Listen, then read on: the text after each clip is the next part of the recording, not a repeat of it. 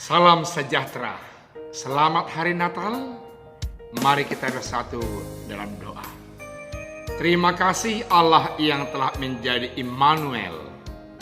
Allah dengan tanpa tangan kosong datang bersama-sama kami, memberkati kami, perdengarkan sabdamu, bekal rohani kami.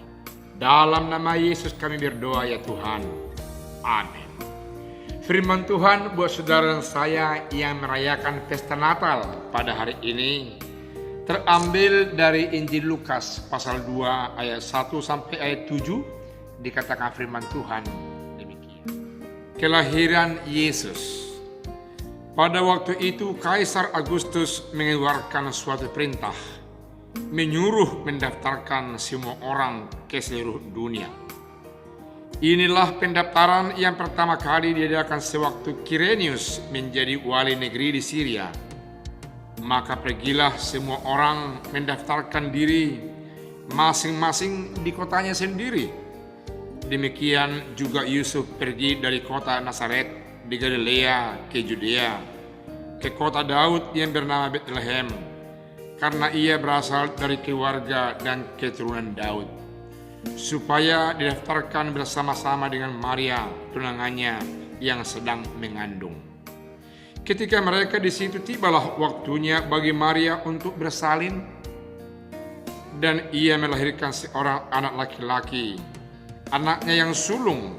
Lalu dibungkusnya dengan lampin dan dibaringkannya di dalam palungan, karena tidak ada tempat bagi mereka di rumah penginapan. Demikian firman Tuhan. Bapak, Ibu, Saudara yang kekasih, firman Tuhan ini berada dalam tema menyambut kedatangan Tuhan dalam kekudusan. Menyambut kedatangan Tuhan yang telah menjadi sama-sama dengan kita menjadi manusia dalam kekudusan. Sengeri apapun, sedasar apapun persoalan dalam kondisi keprihatinan, tapi yang jelas kita diharuskan dalam kondisi kekudusan untuk menghadapinya. Ada beberapa hal menarik yang kita lihat dari firman Tuhan dalam suasana pesta perayaan kelahiran Allah yang menjadi manusia saat ini. Yang pertama, Allah datang tanpa tangan kosong. Dia membawa 1000 macam, 1000 pengharapan, 1000 macam berkat anugerah karunia yang akan diberikan kepada orang yang percaya seperti saudara dan saya.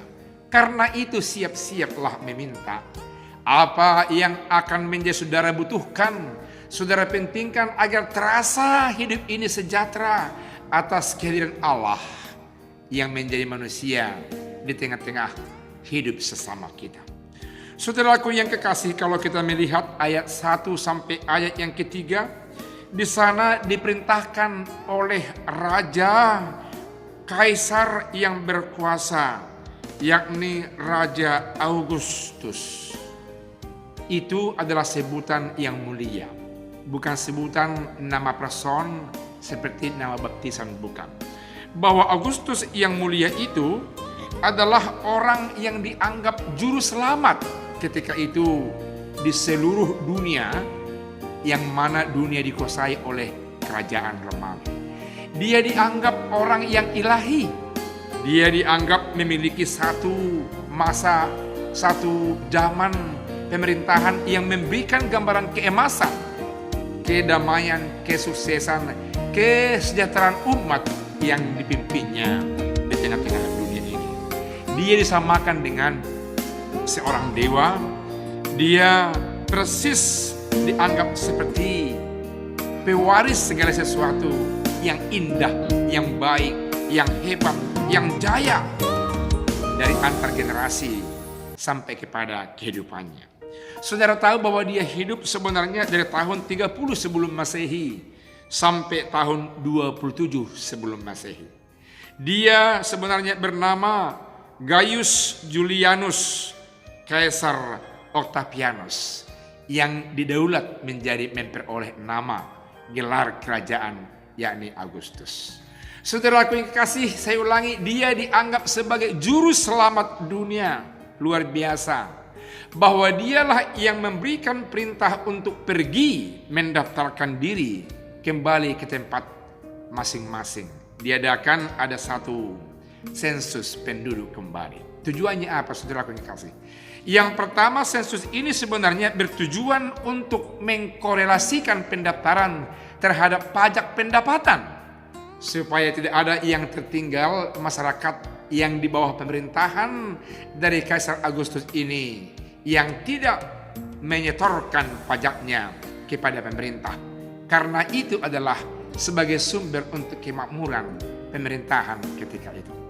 Yang kedua yang tidak kalah pentingnya, bahwasanya dengan adanya sensus penduduk akan diketahuilah kekuatan militer yang bisa memagari pemerintahan yang dipimpin oleh kaisar. Karena ada syarat-syarat tertentu, umur, pendidikan, dengan yang lain-lain untuk masuk menjadi militer. Itu salah satu peran penting di dalam perjalanan satu negara, satu bangsa. Itu yang dilakukan oleh Kaisar Agustus. Saudaraku yang kekasih, hal itu juga mau memperlihatkan kepada kita bahwasanya ada perintah yang telah dinubuatkan oleh para nabi dulu, termasuk yang disampaikan oleh Nabi Mika. Kalau kita melihat dalam pasal 5 ayat 1 dikatakan, tetapi hai engkau Bethlehem Efrata, hai yang terkecil di antara kaum Yehuda, daripadamu akan bangkit bagiku seorang yang akan memerintah Israel, yang permulaannya sudah sejak purbakala, sejak dahulu kala. Sebab itu ia akan membiarkan mereka sampai waktu perempuan yang akan melahirkan telah melahirkan, lalu selebihnya dari saudara-saudaranya akan kembali kepada orang Israel. Bapak Ibu saudara yang kekasih, ternyata bukan karena secara kebetulan Raja Agustus, Kaisar Agustus yang menjadi orang yang dianggap nomor satu, yang hampir-hampir sama dengan Tuhan itu, memerintahkan satu edih supaya semua orang kembali ke tempat masing-masing untuk mendaftarkan diri, agar jelas tahu bagaimana kondisi demografi dalam suasana geografis bangsa-bangsa yang dipimpinnya ketika itu. Ternyata hal itu menjadi salah satu faktor untuk pemenuhan penggenapan janji Allah. Bayangkan, seorang raja yang luar biasa yang tidak mengerti seutuhnya tentang janji Allah, janji Tuhan terhadap umat yang dipilih Allah, ternyata meski masuk dalam sejarah kerajaan keselamatan, dipakai Allah menjadi tangan Allah, menjadi alat Allah untuk pemenuh rencana Allah, untuk memenuhi rencana yang ilahi di tengah-tengah kehidupan orang yang percaya. Saudara pasti mau melihat bahwasanya ada nuansa politis yang tergantung di situ, bahwa ada nuansa politis yang bergaung di situ, bahwasanya ada nuansa politis yang terlihat di situ. Boleh saja Kaisar Agustus gelisah melihat, mendengarkan berita bahwasanya akan lahir seorang yang akan menjadi raja, yang akan menjadi Tuhan, yang akan disembah oleh orang banyak. Bisa saja dia merasa gelisah sehingga hal itu akan disingkirkan, pulang ke kampungnya. Sementara hal itu menjadi sebuah penggenapan kebenaran akan janji Allah yang telah dibuatkan oleh para nabi. Saudaraku yang kekasih, tanpa diketahui oleh seseorang, banyak penguasa, banyak pembesar yang tanpa disengaja, yang tanpa diketahui, dipilih Allah menjadi alatnya, memenuhi rencana Allah yang indah dalam kehidupan pribadi kita, dalam kehidupan perjalanan satu bangsa, satu negara, persis seperti firman Tuhan yang kita lihat pada kesempatan ini. Kehidupan Kaisar Agustus yang memiliki banyak atribut kerajaan yang luar biasa, yang hampir dipahami sebagai juru selamat ketika itu, kini bergeser day by day, bulan demi bulan, tahun demi tahun, bahwa yang sejati juru selamat itu bukan Kaisar Agustus, tapi dengan kehidupan, dengan karya kemuliaan Yesus yang diberikan oleh Allah dalam kehidupannya. Ternyata semua atribut yang ada dalam hidup dari Kaisar Augustus ada sepenuhnya dalam diri Tuhan kita Yesus Kristus yang telah lahir itu. Ada seutuhnya dalam kehidupan tindak tanduk Yesus secara total. Sehingga boleh kita katakan klaim yang ada dalam diri Kaisar Augustus kini berpindah dalam diri Yesus, juru selamat yang kekal, juru selamat yang sejati itu.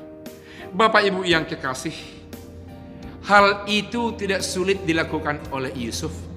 Dia adalah orang yang rendah hati sebagai kebenaran generasi daripada Daud.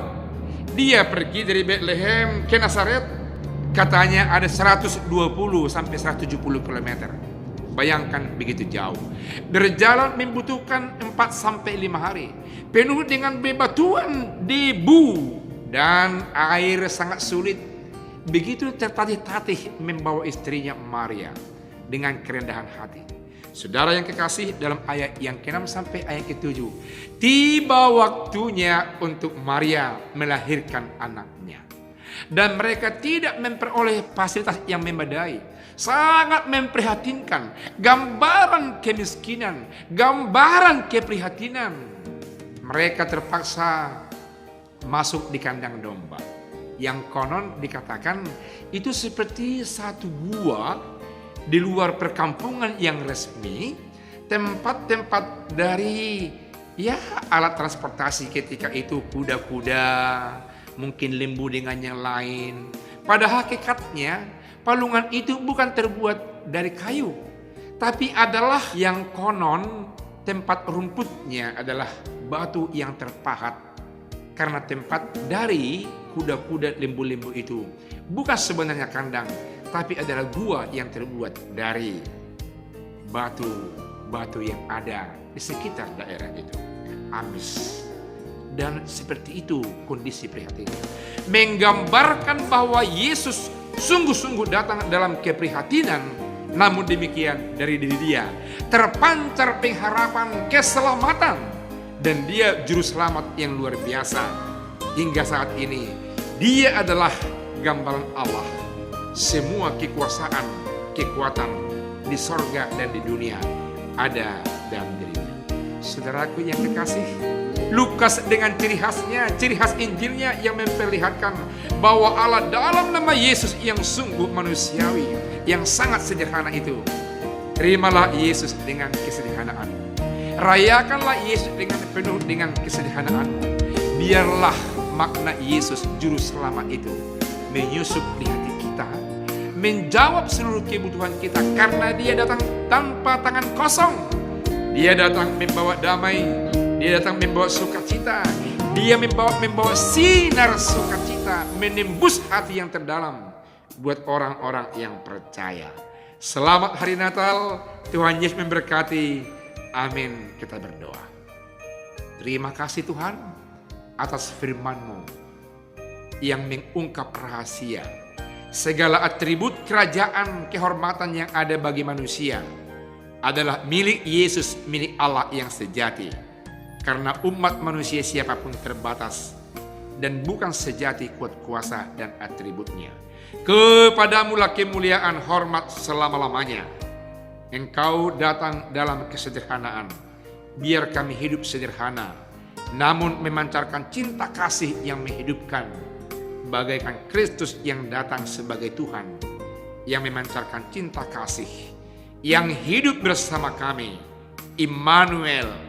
Dalam nama Yesus kami berdoa. Amin.